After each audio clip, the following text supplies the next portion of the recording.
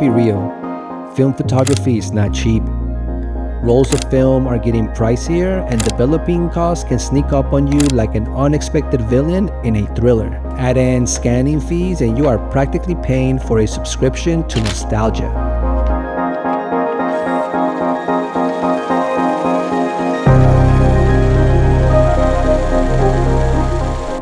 But hey, part of the charm is that each shot feels valuable. There's no spray and pray here. You have to commit, compose, and feel every cent in your soul.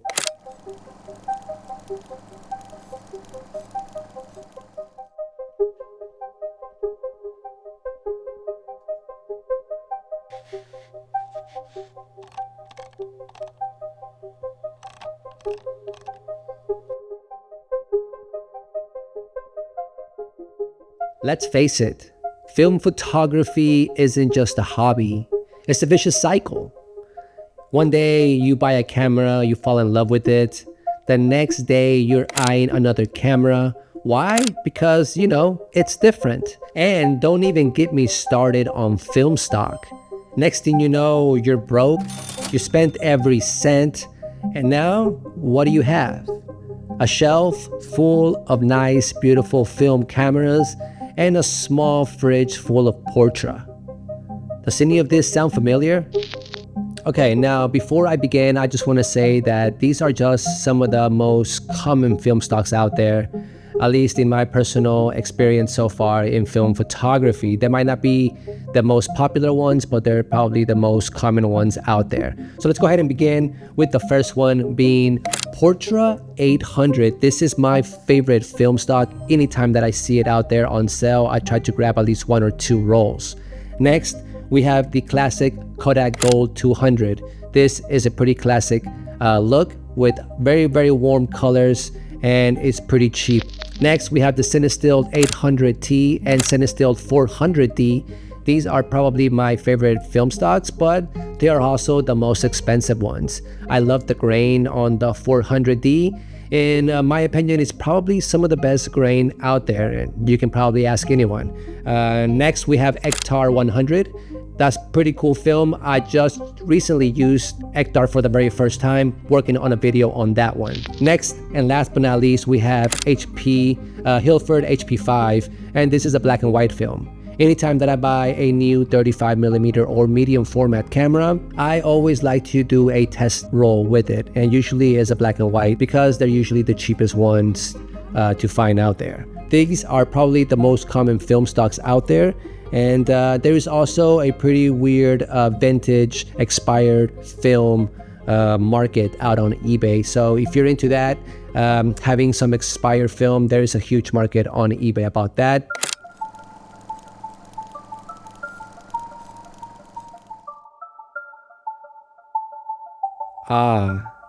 The agonizing beauty of delayed gratification. Unlike digital, where you get instant previews, shooting film means living in suspense.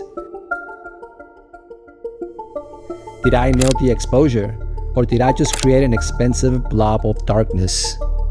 You never know. But here's the twist.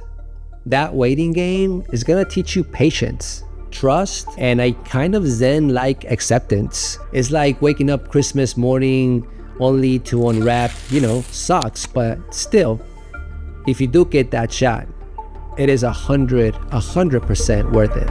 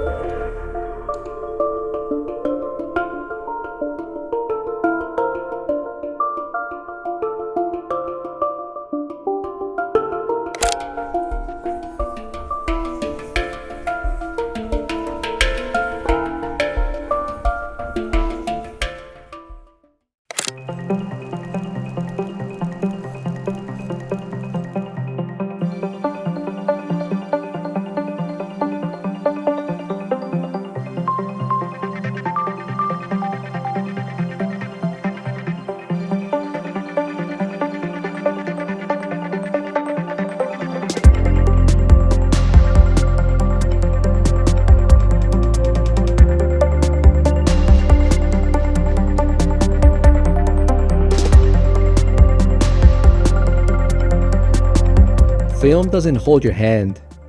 No autofocus, no auto white balance, and definitely no outfix it in post. Well, man, I guess you kind of technically can. It's brutal honesty at its finest. You will make mistakes. You will underexpose frames, miss focus, and accidental double exposures, which sometimes they turn out cool, let's just admit that.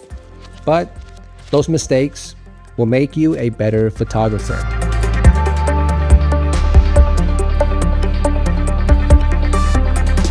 Film forces you to learn light, composition, and your camera, like it's your oldest friend or your worst critic.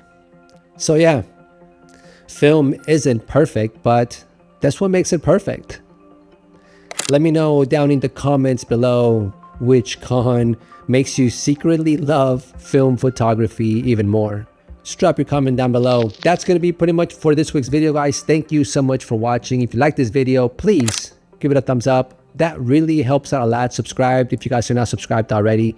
Make sure you hit and smash the notification bell so you guys can get notified for future videos. And